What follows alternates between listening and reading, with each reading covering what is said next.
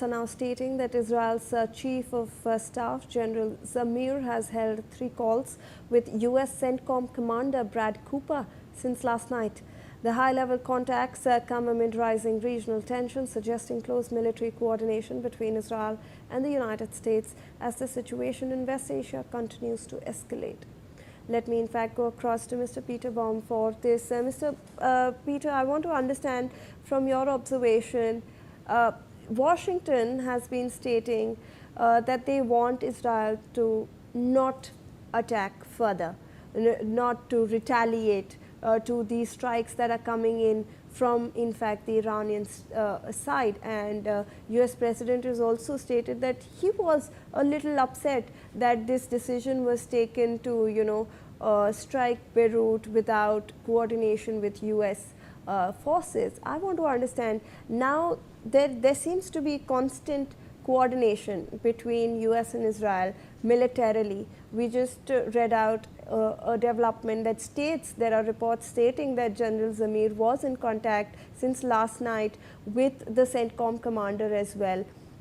Going forward, do you believe that Israel will then limit or restrain itself from attacking and go in coordination with the US, even if Iran continues its strikes? It's a very, very interesting question, and it really is symptomatic of a much a deeper question.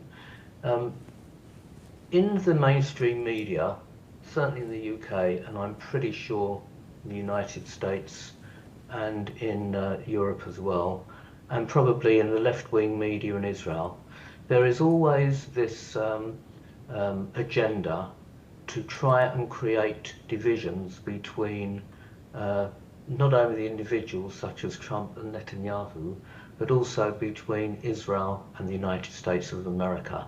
This is part and parcel of a disinformation campaign and an agenda to, as I say, to try and create division between the allies and give comfort to the enemies of Israel. Now, I had heard reports, like everyone else in the world, last week, that there was a rather tense discussion with expletives thrown around between Trump and Netanyahu, and the mainstream media made much of this. I've also heard recently that Trump had requested Israel not to attack Beirut and to rein back its attacks on Iran.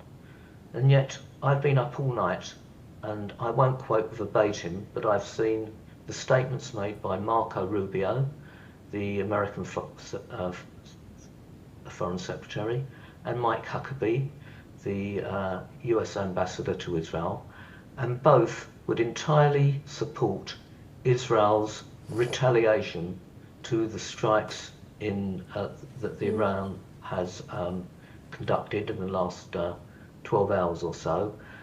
And if that's true, and they are true because I've seen the reports, then both of those gentlemen would clearly not go against the wishes of Donald Trump.